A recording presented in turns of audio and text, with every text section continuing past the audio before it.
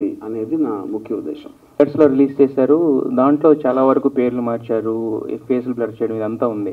So second part థియేటర్స్లో release చేయకపోవడానికి కారణం అంటే ఇంపాక్ట్ తగ్గిందనిపించిందా, లేదంటే వేరే వేరే సెన్సార్ దగ్గర మళ్ళీ టూ పార్ట్స్ అండి. పేర్లు ఒకటే కాదు, సీన్స్ కూడా చాలా కట్ అయింది బేసిక్గా. అఫ్ కోర్స్ ఇప్పుడు నేను ఇప్పుడు సెన్సార్ బోర్డుని నిందించట్లేదు, వాళ్ళకున్న రెగ్యులేషన్స్ వాళ్ళ వెనకాల ఏమైనా ఉన్నారా, that is I don't want to get in to that. But తీసిన ఉద్దేశమే అది ఏమాత్రం డైవర్ట్ చేయకుండా యాజ్ ఇట్ ఈస్గా ఎవరండి. ఇప్పుడు నా పాయింట్ ఏంటంటే, మనం పొద్దున్న లెగిస్తే ఇప్పుడు వాళ్ళు జగన్ సైకో అంటారు, జగనే బాబాయిని చంపేసాడు అంటారు, లేకపోతే ఇంకోటి ఏదో అంటారు. ప్రతిసారి ప్రతి ఒక్కళ్ళు ఎలిగేషన్ అనేది అంత పబ్లిక్గా చేస్తున్నప్పుడు ఒక డైరెక్టర్ పర్స్పెక్టివ్లో తనకు అర్థమైంది చూపించడం ఆపటం అనేది I think it is not correct. కాకపోతే మనకు కొన్ని యాక్ట్ ఉంది కాబట్టి we can't do anything, we have to follow the law of the land.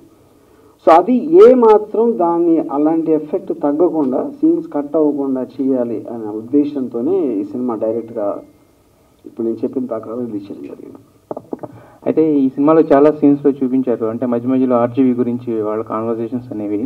So అవి పబ్లిక్ డొమైన్లో లేని సీన్స్ కదా. సో మీకు అక్కడ అంత క్లోజ్ సర్కిల్స్ ఎవరున్నారు వాళ్ళ దగ్గర నుంచి మీకు, లేకపోతే ఊహించి రాసుకున్నారా, నిజంగా జరిగిందా మీ గురించి? ఇప్పుడు నా పాయింట్ అండి, సినిమాలో ఏ సీన్ అయినా కూడా మీరు చూస్తే నేను ఉండను కదా ఆ సీన్. ఇప్పుడు నా గురించి మాట్లాడింది అది మీరు పక్కన పెడితే ఏ సీన్లో కూడా నేను ఉండటానికి ఆస్కారం లేదు కదా, నేను అక్కడ ఉంటాను. కాకపోతే సినిమా అనేది ఇంటర్ప్రిటేషన్. ఇప్పుడు రిచర్డ్ అటెన్బరో గాంధీ సినిమా తీసినప్పుడు ఆయన గాంధీ కస్తూర్బా ఏనుగును వాడు ఆయన తెలుస్తుందా? ఏ సినిమా అయినా మీకు ఒక బయోపిక్ రియల్ లైఫ్ ఇన్సిడెంట్ మీద బేస్ అయి తీసినప్పుడు మీ ఇంటర్ప్రిటేషన్ ఉంటుంది. కాకపోతే వాళ్ళు మాట్లాడిన మాటలు ఇదేమి నేను ఒక థ్రిల్లర్ లాగా ఎవరికి తెలియని సీక్రెట్ చెప్పేయటమో, లేకపోతే ఏదో ఇన్వెస్టిగేషన్లో ఏదో ఒకటి వాళ్ళే చేసి అలా ఏం చెప్పలేదు కదా.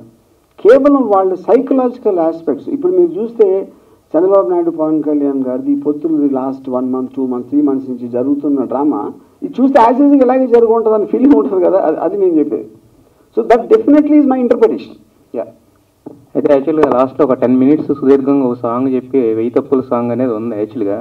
సో దాంట్లో అంటే ఎంత కంటెంట్ ఉందనే దానికన్నా కూడా దాన్ని మీరు ప్రజెంట్ చేసిన విధానానికి చాలామందికి అంటే ఈయనకి ఏం కోపం ఉందా అనే ఒక చిన్న ఇప్పుడు నా పాయింట్ అండి, ఒకటి నేను చంద్రబాబు నాయుడు గారు నా లైఫ్లో కలవలేదు, నేను ఎప్పుడు ఇంటరాక్ట్ చేయలేదు, ఈవెన్ థర్డ్ పార్టీ ద్వారా కూడా ఇంటరాక్షన్ అవ్వలేదు. సో నాకు ఆయన మీద కోపం లేకపోతే కసి ఎందుకు ఉంటుంది?